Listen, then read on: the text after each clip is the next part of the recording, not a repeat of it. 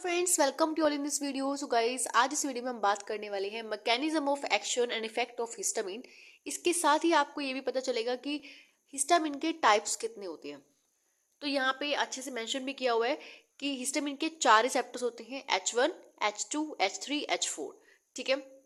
और एक चीज यहाँ पे इंपॉर्टेंट है कि जो H3 है उसको ऑटो रिसेप्टर भी बोलते हैं। ये basically pre synaptic auto receptor होता है।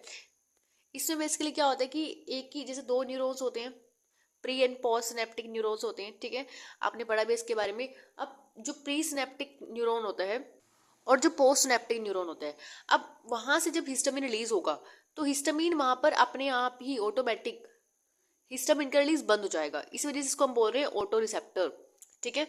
अब देखो यहाँ पर हिस्टामिन के कौन कौन से प्रोटीन कौन कौन से पाथवे को फॉलो करते हैं, ये भी हम बात करेंगे। यहाँ पे इन्होंने सिर्फ शॉर्ट फॉर्म में आपको बताया कि स्मूथ मसल्स कॉन्ट्रेक्शन करता है यहाँ पे। ठीक है, वैसे यहाँ पे बिल्कुल सही लिखा हुआ है, लेकिन H1 के और भी काफी सारे काम होते हैं जिसको हमने थोड़ा सा अलग से भी डिस्क्राइब किया है।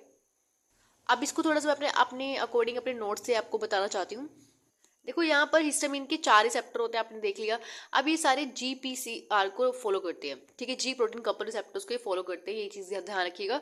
उसके बाद देखो ये GPCR जो है ये मैंने आपको ऑलरेडी बता भी दिया है। ठीक है, आपने ये फार्माकोलॉजी फर्स्ट जब आपने पढ़ा होगा, ठीक है, आई थिंक ये 5th सेम में आपने पढ़ा होगा, 5th नहीं 4th सेम में आई थिंक। तो 4th सेम में ये आपने ऑलरेडी पढ़ चुके हो, तो उसका एक बार आपको ध्यान रखना है कि GPCR क्या होता है। उसके बाद ये डिफरेंट डिफरेंट पाथवेज होते हैं जो ये फॉलो करते हैं। देखो यहाँ पे IP डैग पाथवे फॉलो हो रहा है। H1 जो है वो IP डैग पाथवे फॉलो करते हैं, H2 जो है वो कैम्प पाथवे फॉलो करता है, और ये सारे ही मतलब कैम्प पाथवे फॉलो करते हैं। अब यहाँ पे GQ प्रोटीन का इस्तेमाल होता है। ठीक है, ये जो GS स्टिमुलेशन करता है, GI जो इनिबिशन के लिए रिस्पॉन्सिबल होता है, और यहाँ पे लिखा हुआ है ऑटो रिसेप्टर होता है। ठीक है, तो इसको एक बार ध्यान से देखिएगा। और यहाँ पे इससे क्वेश्चन भी बनते हैं बहुत ज़्यादा इंपॉर्टेंट, तो ये पाथवेज एक बार लर्न कर लीजिए। ठीक है, अब देखो यहाँ पे जो H1 रिसेप्टर था, H1 रिसेप्टर के थोड़े से ज़्यादा इफेक्ट हमारे बॉडी में आपको होते हैं, तो वो मैंने अलग से आपको यहाँ पे बताए हैं। देखो पहला जो है आपका ब्लड वेसल्स एंडोथेलियम पे इफेक्ट होता है। ब्लड वेसल एंडोथेलियम में क्या इफेक्ट होता है, बेसिकली यहाँ पे EDRF क्या होता है, एंडोथेलियम डिराइव्ड रिलैक्स फैक्टर्स होते हैं, और प्रोस्टाग्लैंडिन I2 ये रिलीज होते हैं। ठीक है, इनके रिलीज होने से क्या होगा, वैसोडाइलेशन होता है। ठीक है, वैसोडाइलेशन में क्या होता है, जब वेसल्स हमारे डायलेट कर जाते हैं तो हाइपोटेंशन होता है, BP गिर जाता है। ठीक है, तो अब ये हिस्टामिन का ये फर्स्ट इफेक्ट है। अब सेकंड इफेक्ट क्या है, ये सिर्फ हम H1 की बात कर रहे हैं अभी।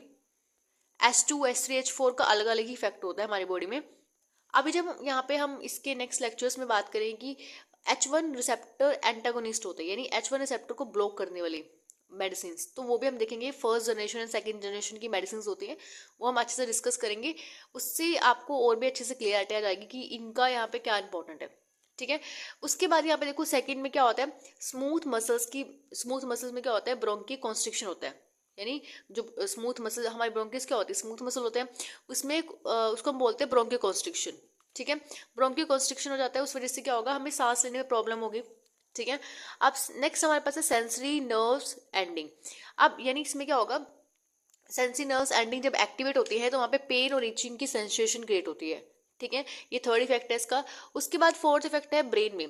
ब्रेन में जो हिस्टामिन है, आपको एक चीज ध्यान रखनी है, ब्रेन में हिस्टामिन हमेशा न्यूरोट्रांसमीटर की तरह वर्क करता है। ठीक है, अब आपको पता भी होगा कि न्यूरोट्रांसमीटर क्या होते हैं। वेसिकल्स जो सिनेप्सिस होती है वहाँ पे वेसिकल्स बर्स्ट होती है, देन न्यूरोट्रांसमीटर रिलीज होता है, देन वो रिसेप्टर जाके बाइंड करता है। तो न्यूरोट्रांसमीटर आप वहाँ पे ब्रेन में एज एक्ट करता है हिस्टामिन। और ये जो हिस्टामिन जब रिलीज होता है ब्रेन में तो सिर्फ दो फंक्शन शो करता है। एक होता है वेकफुलनेस, यानी आप इंसान जो है जगह जगह फील करेगा, उसको नींद कम आएगी। उसके बाद है उसको भूख लगना कम हो जाएगी, एपेटाइटिस का डिक्रीज हो जाएगा। उसके बाद फिफ्थ इफेक्ट क्या आता है, एड्रीनल मेड्यूला पे। एड्रीनल मेड्यूला में ये कैचिकोलामिन्स का इफेक्ट, कैचिकोलामीन जो होते हैं उसको रिलीज करता है। कैचिकोलामीन आपने पढ़ा होगा 5th सेम में, तो एक बार प्लीज इसको भी जाकर देखिएगा अगर आपको नहीं पता, मैंने ऑलरेडी कवर किया हुआ इस टॉपिक को भी। अब देखो यहाँ पर आपने H1 रिसेप्टर्स को कवर कर लिया, इसमें स्मूथ मसल कॉन्ट्रैक्शन, ठीक है, ये सब दिया हुआ है।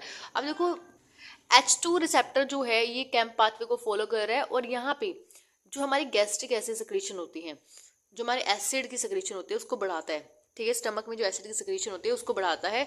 ये भी हम रिसेप्टर्स में इसकी क्या होते हैं, पेरेंटल सेल पे रिसेप्टर्स होते हैं, तो वहाँ पे हिस्टामिन बाइंड करता है, देन जो आपका हाइड्रोजन सेल से बाहर जाएगा और हमारे ऑलरेडी हमारे स्टमक में क्या होता है, क्लोराइड प्रेजेंट होता है और HCl वो मिलकर बना लेते हैं।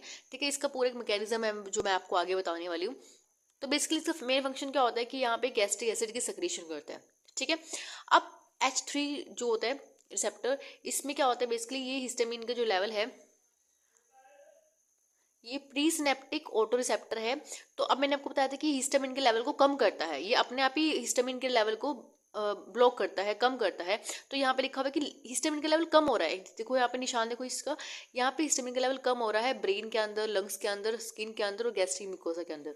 ठीक है, और लास्ट फोर जो रिसेप्टर है बेसिकली ये भी CMP को फॉलो करते हैं और ये बेसिकली कीमो टैक्सिस और यहाँ पे साइटोकाइनिन्स को रिलीज करता है।